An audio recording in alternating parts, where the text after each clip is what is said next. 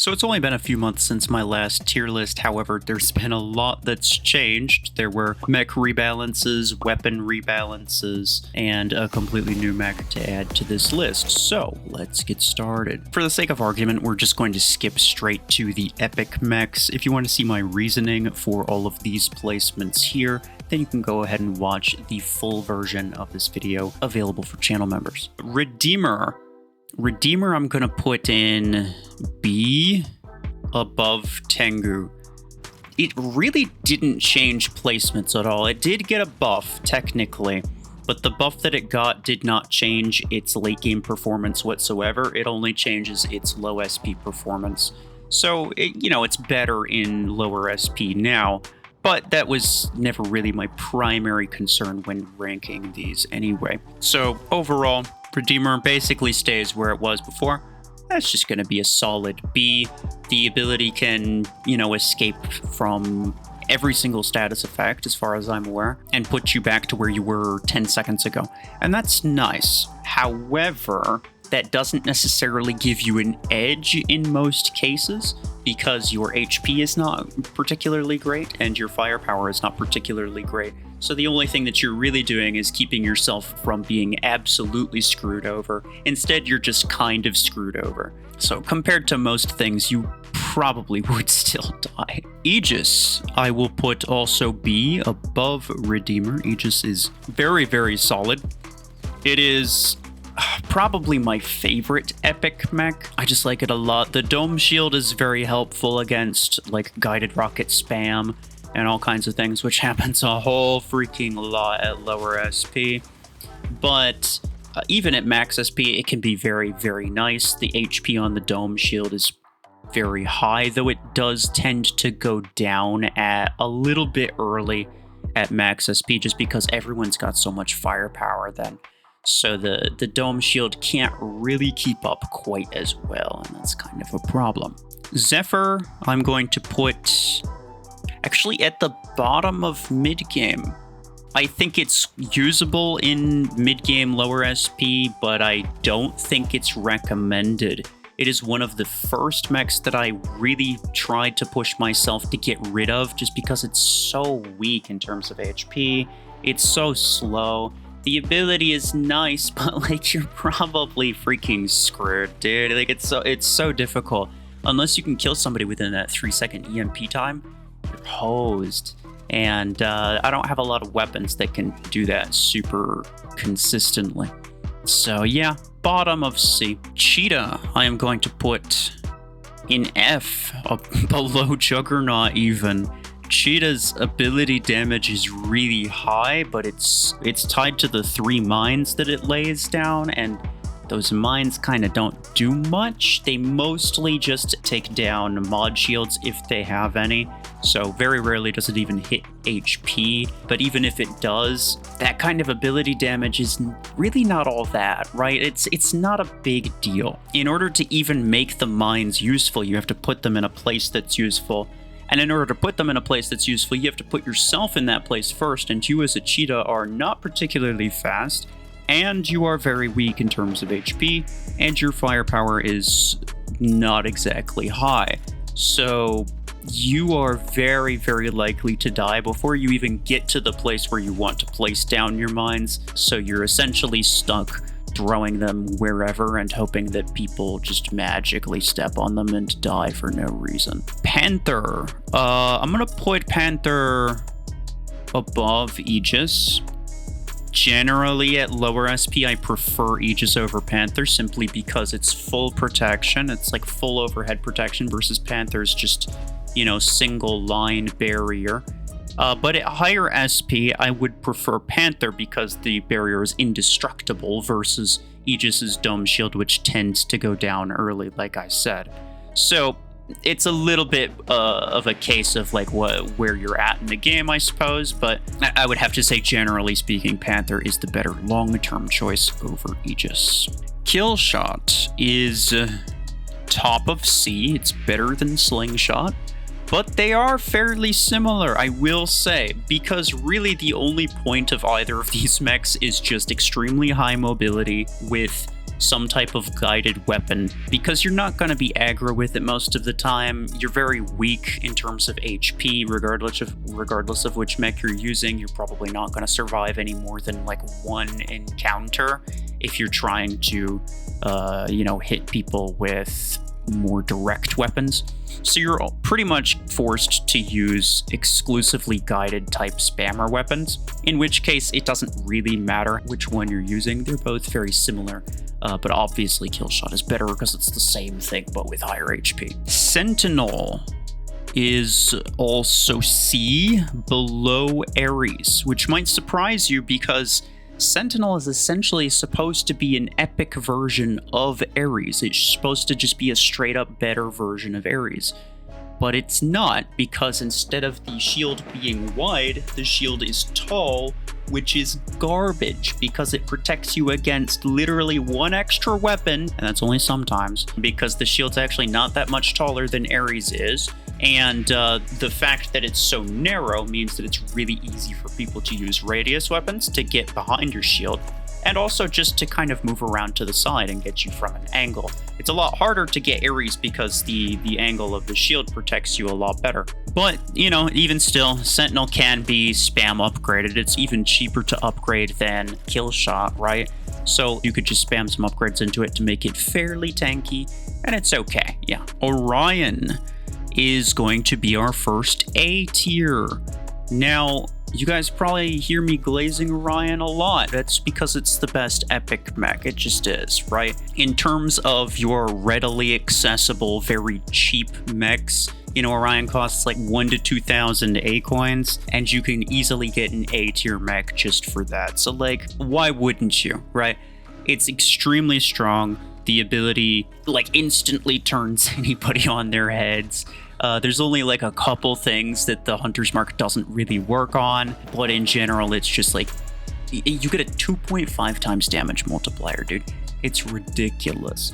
So that's just a stupid amount of firepower, to the point where your low HP doesn't really make much of a difference because they're gonna die really quick anyway. But at the end of the day, it does require a target lock. It does have relatively low HP, and there are a couple of the meta things that just kind of hard counter it. So it is not an S tier, but it is an A tier. Brickhouse, I am going to put in B, below Stalker actually, because the ability is essentially the same, except the Brickhouse has more HP and is slower. Theoretically, it also has the team boost that goes around itself, but the area for that is extremely small and it's not at all practical. So you're not realistically actually going to use that, but it does have a 50% base damage bonus on itself, and you can increase that again to 80%, same as Stalker. So it is usable with extremely, ranged spammy weapons that you don't really have to be out in the open for, but I would not generally say it is ideal. And for that reason, we are keeping it at the back of B. Redox, we are also going to put in B, above Stalker, but below Tengu. Redox is pretty slow, very slow. It does not have a great amount of HP compared to other legendary stuff. Compared to, a Stalker or compared to some epics things, the HP is not bad, right? But compared to other legendaries, the HP is not good. And the speed is pretty bad, and the ability range is also pretty bad. But the ability itself is actually, strangely very useful, and the energy capacity of the mech is very high. So it is usable. It's one of those, I almost feel like it's one of those things that just takes a lot of practice. It is the very first video on my channel, bro. 4 years ago or whatever the frick it was. The very first video on my channel was Redox. So I have a lot of experience with Redox by now. I definitely know that it is not good, but I also know that it can be used reasonably effectively. Surge, where are we, S tier? I mean, obviously, come on, man. It's never gonna not be S tier. Closing distance immediately, applying EMP status effect. So long as EMP doesn't get nerfed, or so long as there isn't a billion different mechs that come out that all have immunity to status effects, Surge is always going to be meta. It's kind of ridiculous. The EMP, the stealth, the 40-meter coverage within a matter of half a second. Very, very disgusting combination. Pretty hard to beat. It's just pretty hard to beat. It did get a couple nerfs. It now has significantly less stealth duration, a little bit less EMP duration, but ultimately, most of the time, doesn't even matter. It's almost just as meta as it was before. I would say the most recent mech releases were more of a nerf to Surge than the actual Surge nerfs were. Eclipse, also S tier, also got two nerfs, two separate nerfs. So it went from 8-second cooldown and 12-second duration to now a 10-second cooldown and an 8-second duration. So they massively nerfed the amount of stealth that you can get, and by extension also the effect immunity, because when you're in stealth, you get immunity to all status effects. And that, of course, is very good, especially since Surge is one of the top mechs, right? It is less capable of doing that now, to the point where a lot of people thought it was going to be really bad. They thought that the nerfs were going to make it not meta anymore, but it's still meta, primarily due to Outlaw, which we will get to in a bit. It's going to be like the last half, but we'll get to that. Scorpius, I am going to put in B, honestly below Brickhouse. The speed is okay, but the firepower of the ability is garbage, and the HP is also pretty garbage. So the only thing you're really working with is your high energy capacity and an ability that does like freaking a javelin rack 4's worth of damage or whatever the heck it is. It's not much, right? It's very low. You'd be much better off using the exact same weapons on Brickhouse's 50% damage boost, and you'd just get way more firepower, and you'd be way tankier at the same time. So Scorpius is just kind of a waste, sadly. It's one of the few mechs that I got on my free-to-play account, and it's kind of one of the worst ones. Nomad, also S tier. I don't think anyone is surprised by this. Legendary dash mechs are pretty freaking OP. Just legendary scouts in general. Almost every single legendary scout is meta, fellas. Like, it's ridiculous. This one, similar to Surge, has a dash that can cover a lot of ground and put you in close quarters range very, very quickly. Unlike Surge, it does not have EMP, but it does have damage resistance, which reduces the amount of damage that it takes for 3 seconds by 60%.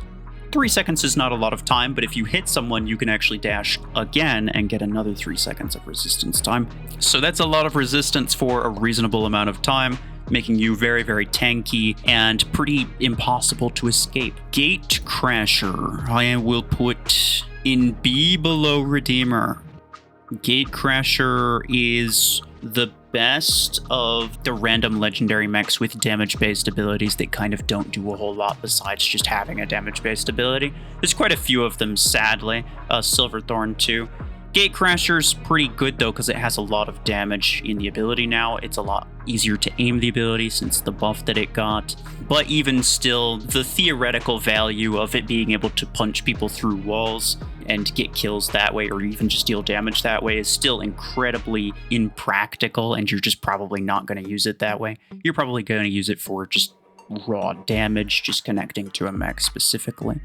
Which is still okay, still deals good damage. It bypasses mods even. All of the stats are very solid, but the ability compared with other legendary mechs, there's just much better ones out there. Bastion is the first of the temporary modifier mechs that we're going to be talking about. I'm going to put it bottom of A. So for the duration of this season, which is another like 3 months or something like that, Bastion is going to receive 20% speed boost and 20% more HP. Pretty decent. It's stronger than it was. And for that reason, it is in the A tier now. I think before I had it in B. The ability is very nice. The problem is that Bastion is just very slow, and the ability range is not very good. So it's very hard to chase people down. More often than not, people are able to just run away from you and deal with you that way, and that's kind of a problem, right? But if you can get them in close quarters, the ability can be very, very good because it explodes, deals damage, but also applies 3 seconds EMP, same as Surge, and you being really tanky, the highest base HP mech in the entire game, means that you're probably going to kill them. Onyx up next. I'll be so serious underneath Tengu. Honestly, it's kind of, I would rather have a Tengu than an Onyx in most scenarios. Sadly, an ability that just deals damage and that's it has very little value, especially when there's mods involved, which is pretty much always. A single hit of solid extra damage is just not that useful, and the rest of the stats don't really make up for that either. The energy capacity is very high, sure, but the HP is not great and the speed is not great. I would rather have something like Tengu that just has a much more useful ability but is slightly weaker in terms of base stats. Hemlock is another S tier mech. Barely. It got a bit of a nerf, a pretty significant nerf in terms of the ability. Man, it used to be able to permanently stick someone in place. Like, literally, I'm so serious, just permanently. You could just spam it, and they would never be able to move. It took literally one implant to be able to do that. But now, even if you use both a maxed cooldown and a maxed duration, you still can't do it. Which I like mechanically, but it does make Hemlock significantly worse by comparison. So now it has a very long cooldown and a somewhat short duration. And once again, because of Outlaw, which we're going to talk about later, the long cooldown is going to be a bit of a problem. I think it is still barely holding on to the meta status, but I don't think it's there by a lot. Vortex, I will put in A above Bastion. Vortex is pretty decent. I mean, it's very, very tanky for a somewhat okay amount of time. The ability mostly just doubles your HP, essentially, in the form of 50% damage resistance, which I think technically makes you even more tanky than a Nomad. So a Vortex should be able to counter a Nomad to some degree. It also doubles your speed, the ability does, but your base speed is 18 kph, so it's not nearly as fast as a dash, right? The dash is way more useful. So it's mostly just a way to keep yourself very tanky for a reasonable amount of time. The problem is you will still die, right? It's not like EMP where you're keeping people from being able to fire, or like a shield that completely blocks damage. You're not preventing damage, you're just dying slower. Even still, this one also got 20% extra HP and 20% cooldown reduction for the temporary modifiers for this season, so it is better. I've been using it a bit more, and it is definitely better. It's one of my all-time favorite mechs, but sadly, I don't think it fits the meta just yet, simply because the ability's not good enough. It's just not good enough. Seeker, however, is one that does cut the meta. Seeker is an S tier, I would say above Hemlock. Very strong for just, selecting an opponent and executing them, essentially. You have to be careful because it's pretty easy to die with a Seeker, to be honest. But so long as you're careful and you teleport to the right enemies, then this can be very, very useful, especially against some of the more campy things, including Hemlock, that you will also find in the S tier category. And it's just very nice. For the most part, you can just wait for most mechs to use their ability, just so that they don't have it, and then you teleport onto them. You get a shield, you get 30% damage boost, and more than likely, you're gonna kill whatever it was that you teleported to. Solis, up next, is also S tier, I would say between Hemlock and Seeker. I think these two are somewhat interchangeable, but since Hemlock got a bit of a nerf, I would call Solis the general superior support mech. The ability is very nice, and you can spam it, honestly, pretty well, because the cooldown is very short, and the blind duration is okay. The problem is mostly just that your HP is really garbage, so if anyone does happen to get close to you, it's not super likely that you're gonna survive, even if they are blinded, because they still can shoot you, right? And if they know generally what direction you are, there's a good chance that they hit you anyway. Lacewing. I believe currently Lacewing is the best mech in the game. I think it is the top of S tier. I think it's too difficult to deal with this mech. The only way to deal with it is with some type of guided spam weapon like Strike Rocket, which you don't see as much in late game at max level. You definitely see it a lot in mid game, but it's less in the later stages, and primarily because it's actually easy to defend yourself against that by just using really stacked mods. There's really no mech that hard counters Lacewing, because once it's on top of a roof, it's just there. It's just there, and there's nothing you can do about it. So, very difficult to deal with, sort of map dependent, sure, I will grant you that as well. But even just being able to jump and wiggle around in the air can be very effective at avoiding all kinds of damage from pretty much any of the top weapons, right? So, for all of those reasons, I would say Lacewing, just because it has a jump, that's literally it, I think it's probably the best mech in the game. Blockhorn, I will put in A above Orion. Blockhorn is very solid, has a lot of things going for it. Heavy energy capacity, high base HP, an ability shield that's pretty high in HP as well, and gives you a 30% damage boost, both of which can be increased with implants. So that's just very tanky, very high firepower, but honestly, simply because it is slow, it is not really capable of keeping up with the very scout-heavy, as you might have noticed, S-tier meta. Speaking of scouts, Mimicker is another legendary scout. I'm going to put it in A, though, above Bastion.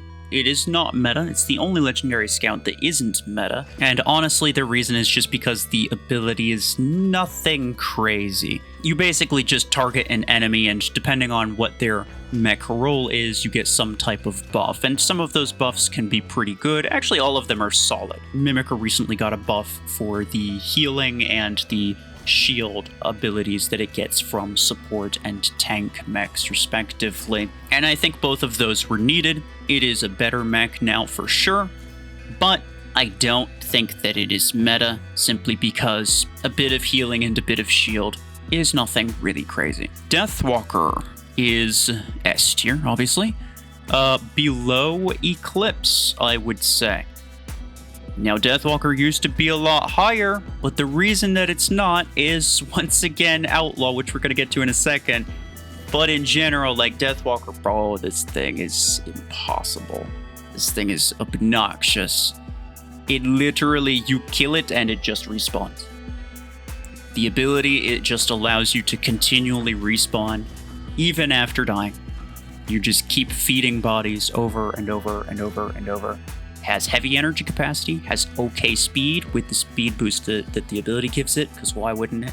It has a decent HP, so you could just keep feeding very decent firepower and HP into the enemy, and eventually you'll chew them down. So, very, very effective, incredibly annoying, but a significantly worse now that Outlaw got a buff. So Outlaw is also S tier above Deathwalker. This thing has basically what Guardian has, a system crash, except it targets a specific mech. So instead of being able to fire a wave that hits multiple enemies, you have to have a specific target on a specific enemy. But the advantage of Outlaw is that you have way more range, which is exactly what Guardian lacked. Outlaw has 100 meters range at base. You can increase that to 130 meters with an implant, and that's a lot of range. You can also do this through walls. You can get them wherever you want. It used to be that you had to have line of sight, but you don't. It's not a projectile, it's just a thing. You just look at them, bam, guess what? You have to reload now. And for some things, it's a big deal. For some things, it's not. But for Deathwalker specifically, it definitely is. Yeah, very, very good, but that's also the reason that Eclipse is still one of the best mechs, because stealth is just that good against something that requires a target lock. Salvor. I'm going to put Salvor in A below Blockhorn. It got a buff to where now it heals itself a little bit more than it used to with the ability. And its base HP is also a lot higher. So the base HP of Salvor and Blockhorn is actually the same now. They have the same base HP, except Salvor can just constantly heal itself.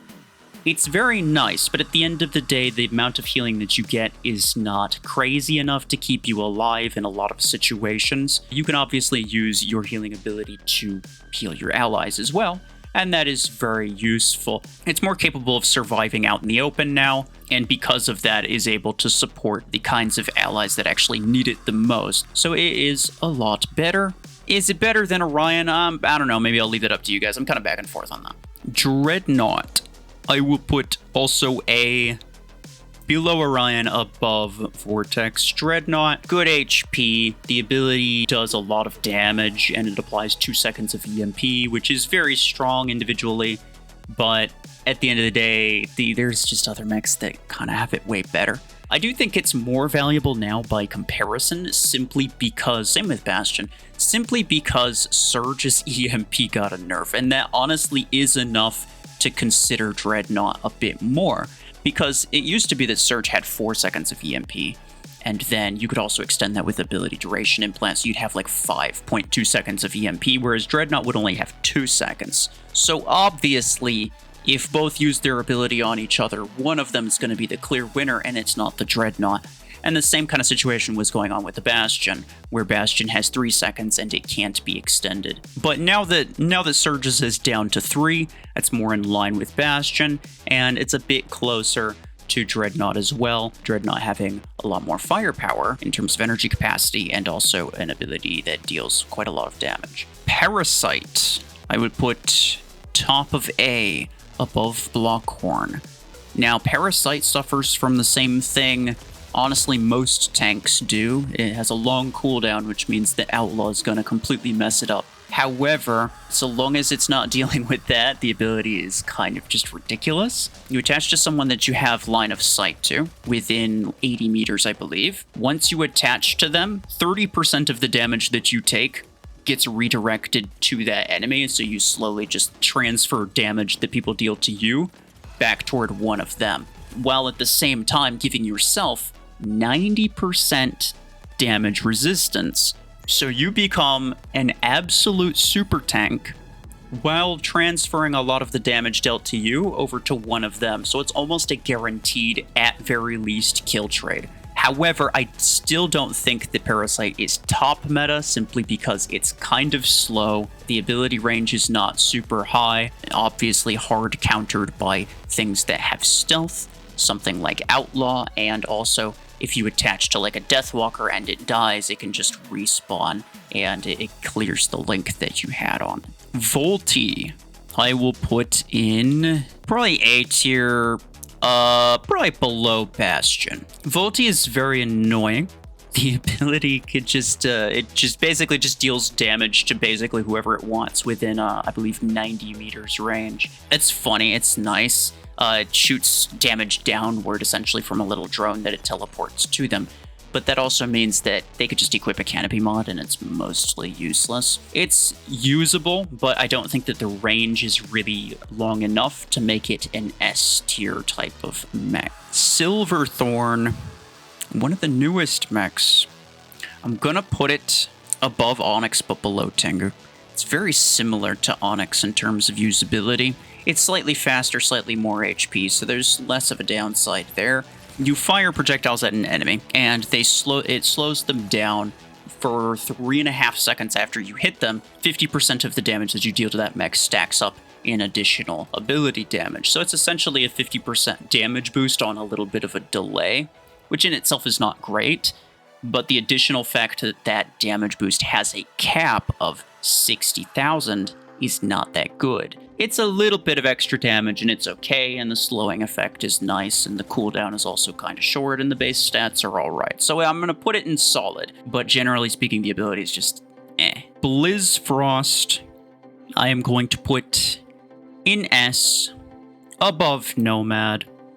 very, very good. It is not quite as tanky as Nomad is, but it does have the resistance for a longer duration. Plus, if you get someone inside the ability radius, they won't be able to dash if they are a dash mech, and it will also cancel the stealth of any stealth mech that's in there.